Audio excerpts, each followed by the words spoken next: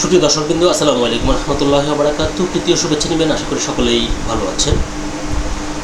জুলাই আগস্টে ছাত্র জনতার গণ অভ্যুত্থান পরবর্তী আওয়ামী লীগ নেতৃত্বে দলটির নেতাকর্মীদের তীব্র আকাঙ্ক্ষা হচ্ছে দলটি পুনর্গঠন।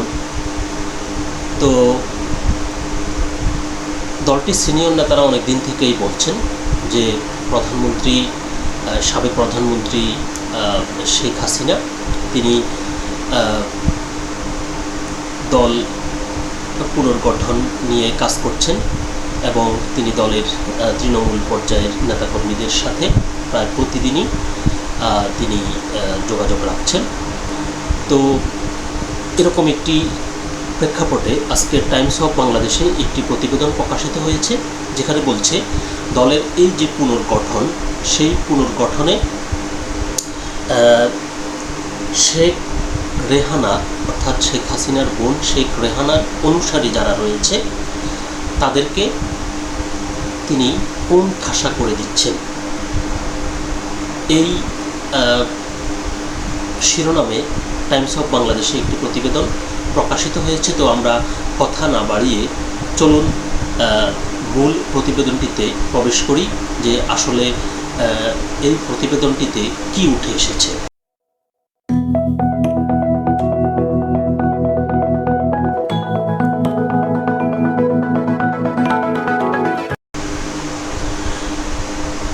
আওয়ামী লীগ পুনর্গঠনের উদ্যোগে শেখ রেহানার অনুসারীরা কোন ঠাসা, এটি হচ্ছে প্রতিবেদনটির শিরোনাম। খবরটির বিস্তারিত বলছে যে আওয়ামী লীগ পুনর্গঠনের উদ্যোগে নিজের ছোট বোন শেখ রেহানার অনুসারীদের দূরে সরিয়ে দিচ্ছেন গণ আন্দোলনে ক্ষমতাচ্যুত প্রধানমন্ত্রী শেখ হাসিনা। আওয়ামী লীগের একাধিক নির্ভরযোগ্য সূত্র এই তথ্য নিশ্চিত করেছে।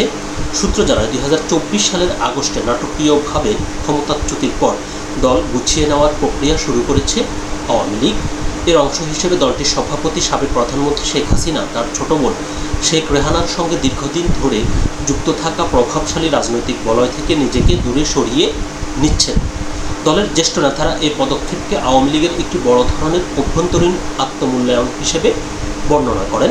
দলটির বিপর্যয় ও পতনের পেছনে রাষ্ট্রীয় ক্ষমতার অপব্যবহার, দুর্নীতি, রাজনৈতিক পৃষ্ঠপোষকতা এবং জনগণের ক্ষোভকে প্রধান কারণ হিসেবে দায়ী করা হচ্ছে। দলীয় সূত্রগুলো জানায় শেখ রেহানার ঘনিষ্ঠ হিসেবে পরিচিত বেশ কয়েকজন নেতা এখন চরম চাপের মুখে রয়েছেন। আওয়ামী লীগের শীর্ষ নেতারা যখন কেউ নির্বাসনে বা কেউ কারাগারে দিন কাটাচ্ছেন, তখন দল পুনর্গঠনের এই প্রক্রিয়া তাদের অনেককে সামনের সারির রাজনীতি থেকে সরিয়ে দেওয়া হতে পারে। আওয়ামী লীগের একাধিক সূত্র টাইমস অফ বাংলাদেশকে জানিয়েছে, দুই বোনের মধ্যে ব্যক্তিগত সম্পর্ক আন্তরিক থাকলেও দল পরিচালনা এবং রাজনৈতিক সিদ্ধান্তের ক্ষেত্রে শেখ হাসিনা এখন আর শেখ রেহানার মতামতকে আগের মতো গুরুত্ব দিচ্ছেন না। দীর্ঘদিন ধরেই শেখ রেহানা ও তার দেবর শেখ হাসিনার সাবেক নিরাপত্তা উপদেষ্টা মেজর জেনারেল অবসরপ্রাপ্ত তারিক আহমেদ সিদ্দিককে কেন্দ্র করে একটি প্রভাবশালী বলয় গড়ে ওঠার গুঞ্জন ছিল। 2009 থেকে 2024 সাল পর্যন্ত আওয়ামী লীগ সরকারের টানা শাসনামলে রাজনৈতিক ও প্রশাসনিক মহলে এই নেটওয়ার্ক নিয়ে ব্যাপক আলোচনা হতো। দলীয় সূত্রের দাবি, সরকারের বিভিন্ন মন্ত্রণালয়, উপদেষ্টা পদ, বেসামরিক প্রশাসন, সামরিক বাহিনী এবং গোয়েন্দা সংস্থাগুলোর শীর্ষ পদে নিয়োগের ক্ষেত্রে এই গোষ্ঠী অত্যন্ত গুরুত্বপূর্ণ ভূমিকা পালন করতেন। অবশ্য দলের জ্যেষ্ঠ নেতারা কখনোই এই অভিযোগ প্রকাশ্যে স্বীকার করেননি। তবে দলের ভেতরের সমালোচকরা সরকারের উপর এই গোষ্ঠীর একক প্রভাব এবং স্বচ্ছতাহীন সিদ্ধান্ত নেওয়ার প্রক্রিয়া নিয়ে গোপনে ক্ষোভ প্রকাশ করে আসছিলেন। আওয়ামী লীগের সঙ্গে যুক্ত কয়েকটি সূত্র অভিযোগ করে, 15.5 বছরের আওয়ামী লীগ শাসনামলে বড় বড় ব্যবসায়ী ও রাজনৈতিকভাবে প্রভাবশালী ব্যক্তিরা রেহানার এই বলয়কে কেন্দ্র করে সক্রিয় ও অত্যন্ত ক্ষমতাশীল হয়ে ওঠেন। একই সূত্রগুলো দাবি করে বিভিন্ন পদে নিয়োগ এবং বদলির পেছনে বিপুল আর্থিক লেনদেনের অভিযোগও দলের ভিতরে ব্যাপকভাবে চাউর ছিল, যদিও সে সময় দৃশ্যত কোনো শাস্তিমূলক ব্যবস্থা নেওয়া হয়নি। দলীয় সূত্র জানিয়েছে, সাবেক প্রধানমন্ত্রী শেখ হাসিনা বর্তমানে বিদেশে অবস্থানরত তার বিশ্বস্ত সহযোগী ও সাবেক কর্মকর্তাদের সঙ্গে আওয়ামী লীগ সরকারের সাফল্য ও ব্যর্থতা, জনগণের অসন্তোষ এবং দলের পতনের কারণ নিয়ে আলোচনা করছেন। ইউরোপে অবস্থানরত আওয়ামী লীগের একজন নেতা টাইমসকে বলেন, শেখ হাসিনা এখন এমন নেতাদের নিয়ে দল পুনর্গঠন করতে চান যারা জনগণের কাছে গ্রহণযোগ্য এবং তুলনামূলকভাবে কম বিতর্কিত। তিনি আরও জানান, শেখ হাসিনা স্পষ্টভাবে দুর্নীতি, বিতর্ক এবং জনগণের ক্ষোভের সঙ্গে জড়িত ব্যক্তিদের থেকে দূরে থাকতে চান। যুক্তরাজ্য ও যুক্তরাষ্ট্র শাখার আওয়ামী লীগ নেতারা জানান, সরকার ও দলের বিষয়ে শেখ রেহানার প্রভাব নিয়ে অনেক দিন ধরেই দলের ভিতরে আলোচনা ছিল। তারা ব্যবসায়ী সালমান এফ রহমান, শিল্পগোষ্ঠী এসালম গ্রুপের প্রভাব, সামরিক বাহিনীর শীর্ষ কর্মকর্তাদের নিয়োগ এবং সামরিক প্রশাসনে তারেক সিদ্দিকের ভূমিকার মতো বিতর্কিত বিষয়গুলোর দিকে ইঙ্গিত করেন। এসব নেতার মতে ভবিষ্যতে একই ধরনের রাজনৈতিক ভুলের পুনরাবৃত্তি এড়াতে শেখ হাসিনা এখন সাংগঠনিক সিদ্ধান্তে শেখ রেহানার ভূমিকা সীমিত করতে চান। বর্তমানে কলকাতায় অবস্থানরত আওয়ামী লীগের দুজন নেতা জানান, শেখ হাসিনা এখন ব্যক্তিগতভাবে দলের কাঠামো পুনর্গঠনে মনোযোগ দিয়েছেন।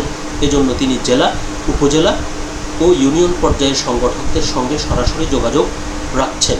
দলের যুগ্ম সাধারণ সম্পাদক আফম বাহাউদ্দিন নাসিম টাইমসের সঙ্গে আলাপকালে জানান, গণ অভ্যুত্থানের মুখে বাংলাদেশ ছেড়ে ভারতের রাজধানী নয়াদিল্লিতে আশ্রয় নেওয়ার পর শেখ হাসিনা সেখান থেকেই দলের সব কার্যক্রম নিজেই তদারকি করছেন। তিনি বলেন, শেখ হাসিনা সরাসরি সাংগঠনিক কার্যক্রম পর্যবেক্ষণ করছেন এবং দলের নেতাকর্মীদের সঙ্গে সার্বক্ষণিক যোগাযোগ রাখছেন। নাসিম দাবি করেন, দলের সভানেত্রী দিনরাতের একটি বড় অংশ হোয়াটসঅ্যাপ, টেলিগ্রাম এবং ফোন কলের মাধ্যমে মাঠ পর্যায়ের কর্মীদের সঙ্গে যোগাযোগ করে দিক নির্দেশনা ও উৎসাহ দিচ্ছেন। এই কৌশলের কারণে কঠিন রাজনৈতিক পরিস্থিতির মধ্যেও দলের নিষ্ক্রিয় হয়ে পড়া অনেক নেতাকর্মী আবার সক্রিয় হয়ে উঠছেন। আওয়ামী লীগের ভিতরের সূত্রগুলো জানায়, যারা সাংগঠনিকভাবে নেটওয়ার্ক পুনর্গঠনে সক্রিয়ভাবে কাজ করছেন তারা শেখ হাসিনার আস্থা অর্জন করছেন। দলীয় সূত্রগুলোর মুখে বারবার যাদের নাম আসছে তাদের মধ্যে রয়েছেন সভাপতিমণ্ডলীর সদস্য মোফাজ্জেল হোসেন চৌধুরী, মায়া, জাহাঙ্গীর কবির নানক ও শেখ ফজলুল করিম সেলিম, সাবেক স্বরাষ্ট্রমন্ত্রী আসাদুজ্জামান খান কামাল, যুগ্ম সাধারণ সম্পাদক আফম বাহাউদ্দিন নাসিম, সাংগঠনিক সম্পাদক মহিবুল হাসান চৌধুরী নওফেল এবং সাবেক প্রতিমন্ত্রী মোহাম্মদ এ আরাফাত। সূত্র মতে, নানক, মায়া ও শেখ সেলিম ইতিমধ্যে শেখ হাসিনার উপস্থিতিতে বেশ কয়েকটি ভার্চুয়াল দলীয় সভায় সভাপতিত্ব করেছেন, যা দলের অনেকেই ভবিষ্যতে নেতৃত্ব কাঠামোয় একটি বড় সংকেত হিসেবে দেখছেন। এছাড়া নওফেল এবং আরাফাত আন্তর্জাতিক অঙ্গনে যোগাযোগ এবং কূটনৈতিক তৎপরতায় আগের চেয়ে অনেক বেশি দৃশ্যমান ভূমিকা রাখছেন। সূত্রগুলো আরও জানায়, জনগণের কাছে তুলনামূলকভাবে পরিচ্ছন্ন ভাবমূর্তি রয়েছে এবং আন্তর্জাতিকভাবে গ্রহণযোগ্যতা আছে এমন নেতাদের রাজনৈতিক গুরুত্ব এখন শেখ হাসিনার অনুধাবন করতে পারছেন। এই প্রেক্ষাপটে সাবেক স্পিকার শারীন চৌধুরী, সাবেক মন্ত্রী সাবির হোসেন চৌধুরী এবং নারায়ণগঞ্জের সাবেক মেয়র সেলিনা হায়াৎ আইবির নাম আলোচনায় আসছে। ভবিষ্যতের রাজনৈতিক আন্দোলন ও কর্মসূচি সফল করতে সংগঠনকে শক্তিশালী করার অংশ হিসেবে ঢাকা, চট্টগ্রাম, গাজীপুর এবং নারায়ণগঞ্জে তরুণ নেতৃত্ব নিয়ে আসার পরিকল্পনা করছে আওয়ামী লীগ। দলীয় সূত্রের খবর অনুযায়ী দল পুনর্গঠন এবং আগামী দিনে সরকার বিরোধী রাজনৈতিক আন্দোলন ও সাংগঠনিক লড়াইয়ের জন্য এই 4টি মহানগরীর কৌশলগতভাবে অত্যন্ত গুরুত্বপূর্ণ বলে মনে করেন শেখ হাসিনা। প্রতিবেদনটি এ পর্যন্তই ছিল। এখন যেটি বলতে হয় সেটি হচ্ছে যে, যদিও আওয়ামী লীগের শীর্ষ নেতৃত্বের অনেকেই ইতিমধ্যে বিভিন্ন মামলায় তাদের বিরুদ্ধে দণ্ড ঘোষণা করা হয়েছে, এমনকি দলটির সভানেত্রী শেখ হাসিনার বিরুদ্ধেও ফাঁসির রায় দেওয়া হয়েছে এবং দলটির সাবেক স্বরাষ্ট্রমন্ত্রী আসাদুজ্জামান খান কামালের বিরুদ্ধেও দণ্ড রয়েছে এবং এরকম অনেকের বিরুদ্ধে দণ্ড রয়েছে এবং তারা দণ্ড মাথায় নিয়েই কিন্তু সাংগঠনিক কার্যক্রম বিদেশে বসে পরিচালনা করছে। এখন তাদের এই সাংগঠনিক কার্যক্রম দলকে কতটা উজ্জীবিত করতে পারে এবং তারা বিএনপি সরকারকে কতটা চ্যালেঞ্জ জানাতে পারে সেটি সময়ে বলে দেবে। তবে যেটি বলতে হয় সেটি হলো যে, প্রতিবেদনে যেটি উঠে এসেছে যে শেখ রেহানার যে অনুসারী রয়েছে তাদেরকে কোণঠাসা করে বা তাদেরকে গুরুত্বপূর্ণ সিদ্ধান্ত নেওয়ার ক্ষেত্রে বিরত রেখেই এগিয়ে যেতে যাচ্ছেন দলটির সভাপতি শেখ হাসিনা। তো সকলে ভালো থাকবেন, সুস্থ থাকবেন। আল্লাহ হাফেজ।